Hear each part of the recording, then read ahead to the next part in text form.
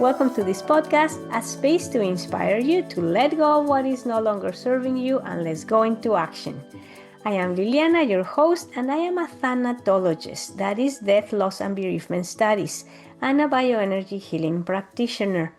I support women, perhaps like you, to recognize and heal silent losses generated by conflicted family relationships so that you can integrate that relationship into your reality and align emotionally and energetically with your true self, your personal power, your voice, your intuition, and find joy, abundance, and a life of purpose. So I hope you get inspired by these interviews. Subscribe so you can join me in the next episodes, and let's move to the conversation. Hi everyone, welcome. Today we have a very lovely lady that is joining us all the way from London, England, and her name is Lola Phillips. Lola, how are you? I'm great. Thank you for having me, Liliana. It's a It's pleasure. lovely to see you. It's been a while, and it's great to have you here joining us. So please share with us what is it that you do? Okay, so I'm an osteopath. So primarily I help people with back pain or any kind of physical pain.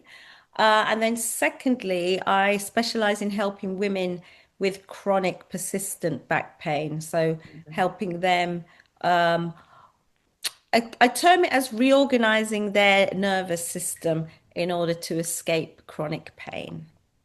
Pain. Pain is terrible. Pain gets you Yeah. exhausted. It hmm literally sucks the life out of you. It can do, yeah, yeah.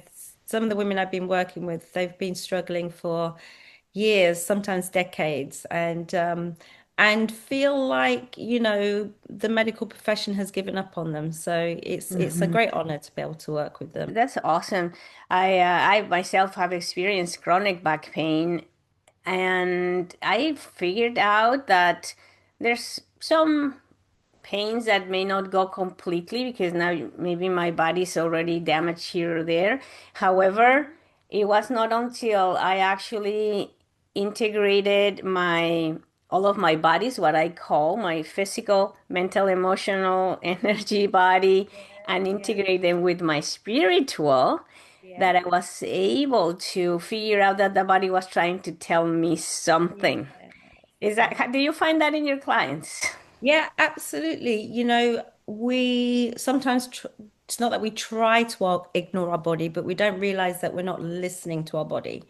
And our body has an intelligence that, sometimes we're not tuned into. So, yeah, pain is about the whole person and it's about every part of their life. And yeah, when you start to connect the dots between the physical, the emotional, the mental, the spiritual, you become a whole-bodied person, and that's when you really start listening and you start making those changes that you need to escape pains. That is very important. I also have seen that when I treat my physical, but now we're talking about physical body for a minute. Mm, When I treat my physical body as everything is connected and mhm, my pinky toe is suffering if I hurt my neck, mhm. and and I start seeing it as a team of cells that they have to work Mm. together. That also has helped me a lot to for my recuperation. Yeah, yeah. I Mhm. think it means that you are showing yourself some more empathy as well. I like that. Yeah, yeah, yeah. Yes. Empathy, More connected. compassion hmm for what we are going through, I imagine. Yep, and we go through a lot. We go through a lot. Yes. Yeah, no kidding. And the body keeps score. There's a famous book, The Body Keeps Score. So, So now that we're in the topic of the pain, why not we jump into the question of if we have in our listeners somebody that is going through a pain, hmm even more if it's chronic, what would you tell them that they could do to start the journey of seeing their pain in a different way so that they can Mm. actually get that click, that flip, and Yeah. start a journey of healing. Yeah. And when I say the things I do, I hope I don't sound dismissive of the pain, because I know that Mhm. when you are in a lot of pain, it's almost like everything. It's occupying every thought, it's dictating your Mhm. life. You feel quite isolated because nobody wants to hear about your pain anymore. So when I say the things I say, hopefully I'm connected to the suffering, right? It's not that I'm dismissing Mhm. the suffering or the experience. So first of all, your pain is real. That's the first thing I want to acknowledge. Um, but then also, I would invite whoever I'm working with is to take a moment to imagine what life would be like without the pain. Because sometimes we're very focused on how life is with the pain, and we forget about a life without the pain. So that's one of Mm. my start points. What does life look like for you when you're out of pain? And when we start living in that possibility and my clients start thinking about that possibility, it diverts the nervous system to another place. And actually, that's part of the key to escaping the pain. Before I forget, there are two different, very interesting things that you said. First, the pain isolates you Yeah. because people don't understand it. And I believe is they don't, the pain is not seen. So you can look like a perfect, healthy, fit person Mm-hmm. and you can tell them, oh, my back is killing me. And Yeah. they don't know how to read that because they see you moving and doing everything in the house with the kids up and down and you're not moaning and aching, so they can understand that is real. And that's why I'm happy that you address that the pain is real, is there, Yeah. even if other people don't believe it or don't see it. Yeah, absolutely. And sometimes the people who suffer most are the more people who hide it very well. So I can see sometimes they're that. the best dressed person in the world. Sometimes they're Yeah. the most organized. Sometimes they look like they're the one with the smile on the face.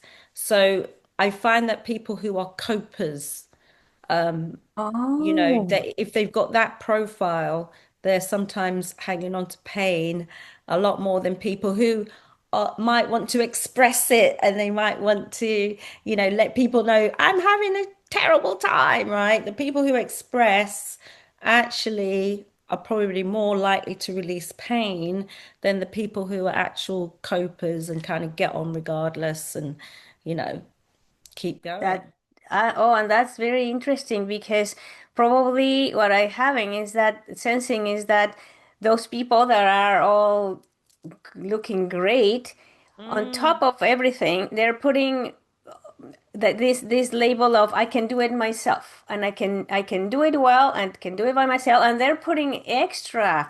extra burdens on themselves that is not going to help the pain. No, no, Wow. not at all. Okay, and then the other thing you mentioned that I like is this vision of moving your vision from the pain and your reality to what it Mm, could be. mm, I find that brilliant. At some point in my life, I would wake up and say, "What is going to hurt today?" Because I was expecting something to hurt today. I'm not that anymore, but it took me years. Okay, continue. Anything else you want to tell yeah. us about that? So everybody's nervous system has a guiding system, right? And for different people, that guiding system, it might be reference to, spiritual practice, religion, to their work, to their family, but everybody has kind of like a guiding source for their nervous system. And if you kind of imagine like every day you wake up and you're thinking, what's going to hurt today? That acts as a guiding system, like a navigation system. You can send your nervous system hunting around the body for pain. And again, it's another trick that I like to teach people how to trick their nervous system, because our nervous systems are there for survival. But we are beings that kind of want more than survival. right? We want thrival. I heard somebody gave me that word, I like thrival. that word. And when you're somebody who is in the thriving space, just everyday existence of surviving is just not enough. And we can get our nervous systems out of survival mode, i.e., looking for the things that we need to defend against. And we can start living in a space of actually, this is a life where I'm not having to protect myself every minute of Mm, the day and, all of those things that life brings. So, yes, so to kind of give our nervous system another guiding light is a way of navigating the nervous system. And I keep talking about the nervous system because the nervous system is what perceives pain. mm, mhm. Yeah. If I pinch myself here, I'll get a momentary sensation, but my nervous system will determine how long I feel that sensation for. Oh, that's Yeah. interesting. Mhm. Well, sometimes I say we because I include myself, we get a little attached to what is our norm, in this Mm, case, pain. And it's also what I believe is a conscious effort to say, you know what, this is no longer serving me, and mhm, I'm ready to let go of this attachment mm, for better and brighter future. And well, my present. I want this in my present. I am very happy that you're helping women or people in general with this mhm, issue, because there's a better life that they can certainly have. And so, mm, in the topic of letting go, what would you mm. share with us? Is in your personal life something that you have to let go of to become this person helping other people? Yeah, I was giving this question some thought. It's a difficult question. There's so many things, right? There's so many things to let go of. But I guess what I've learned in the last, let's say, 12 months is to let go of the temptation of latching onto shiny objects. So by that I mean, there's so many things we can learn about everything. There's infinite amounts of knowledge out there. And, you can get distracted by what's the latest thing and all of that. And it somehow kind of, in my experience anyway, kind of takes me off purpose. In fact, it gives me a new purpose. And then it gives me another layer of, oh, I could be doing this. And, I've often found that when I do get, close to that relationship of helping someone, being in a relationship with someone I'm going to help, actually it's more about just being very present. It's not Mm-hmm. about the latest thing that I've learned or although it's great. So yeah, I think to let go of the temptation of shiny objects and to kind of just kind of ground, be confident in who I am, what I have, all these years have brought me, and seek something that's very, very simple and already available, which is connection. Mm-hmm. That's lovely, because I think we can relate to the distractions. Life is full of Mm, distractions, and when we're not solid in who we are, then it's mm, very easy to be pulled by those shining objects, shining yeah. lights that are beckoning and come here and check me out. And presence, as I totally agree, that is what we need, a calm mind, because that's also something I've been working with from my monkey mind of yore, that as you calm it down, relax, and it's Yeah, like, oh, okay, that's a shiny light. That's kind of cool. Do I need yeah. to go? No. Or do I need to go check it out? Sure, let me go. I'll get distracted a few meters out that way, check it out, and come back. But you come back to your center. It's Mm, not, they're not pulling you. You are deciding to go or not to go to check that shiny object. So mm, I like that. Consciousness in the presence is mm, what we should be seeking. I mm. thank you for that have that information. Very, very interesting. And what about if you tell us another piece of advice for Mhm. people that are in a journey to inspiring other people? What have you learned in your coaching journey? Yeah, I have I guess I'm going to say something that possibly you've heard 1,000 times, right? But I think it's golden and I think it's worth visiting over and over and over again. And it somehow relates a little bit to the shiny objects idea. But one person, one problem, and one solution. So Okay, repeat that. I'm going to repeat it One, again. yes. One person, one problem, one solution. So who do you help, right? You kind of want to imagine that one person that you help. So in my case, that would be female, possibly professional, um, possibly perimenopausal, been in chronic pain for a long time. So I've got a really clear vision of who that person is. And then one problem, her problem is chronic persistent pain. And having tried everything that the doctors and every professional has ever advised her to do, still Mhm. is in a lot of pain. So that's my one problem. And then my one solution is my nervous system reorganization.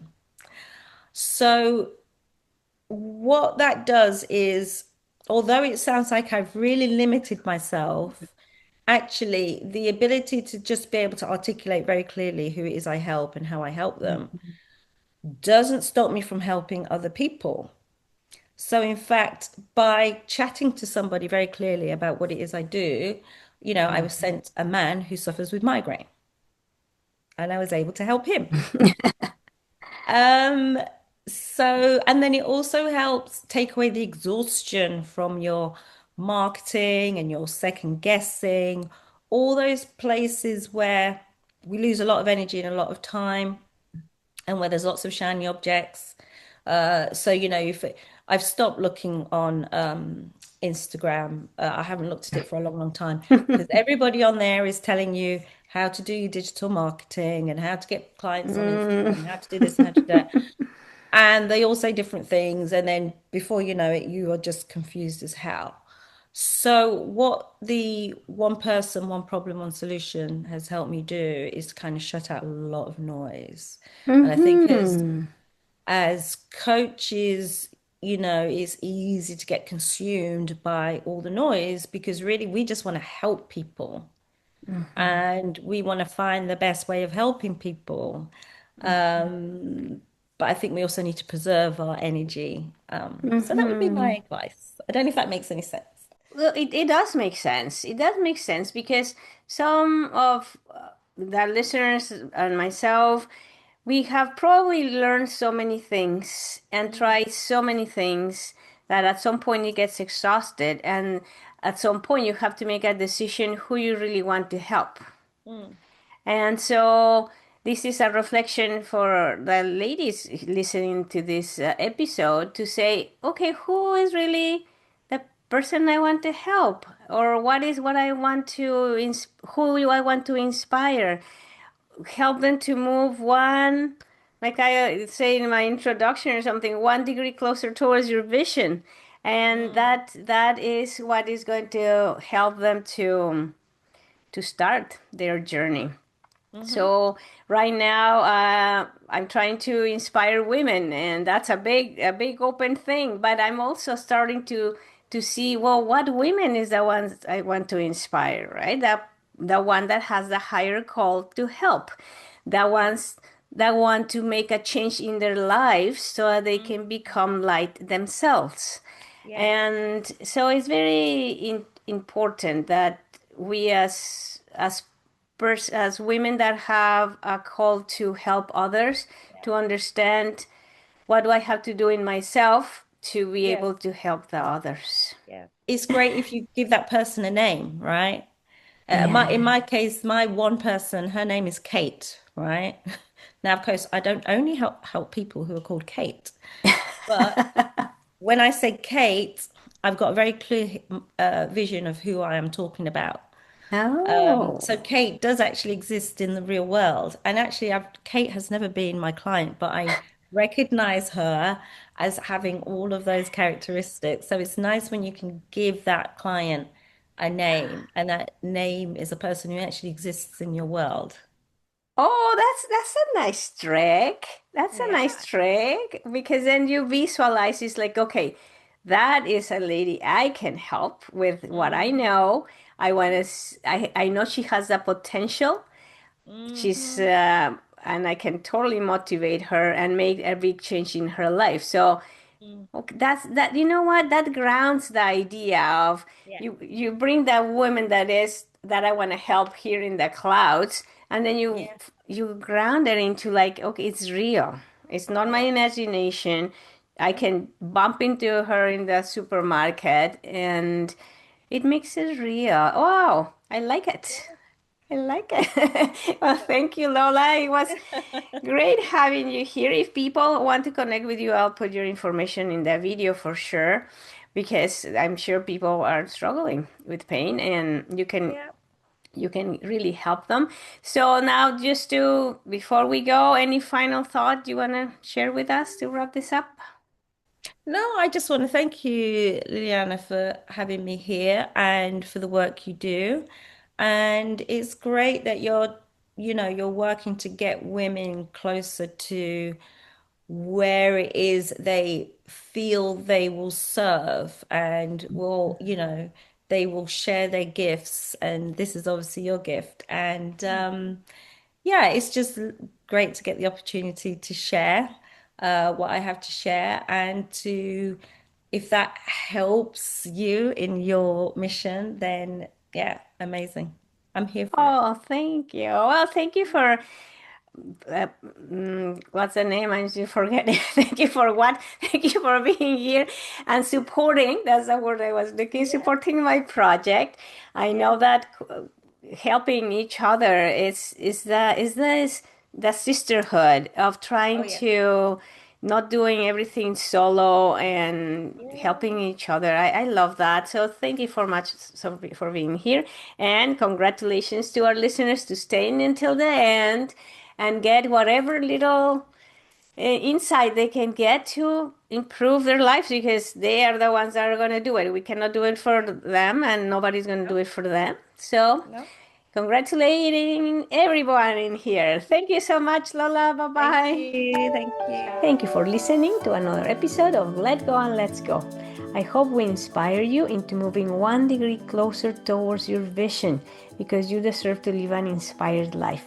If you resonated with anything we said or you'd like to learn more about how I can support you into integrating and healing your emotional relationships and align to your higher call, please reach out info@lilianachamberlain.com or I'll leave a link in the description. And remember to subscribe so you can join me in the next episodes. Meanwhile, remember, keep shining because your light is only meant to get brighter.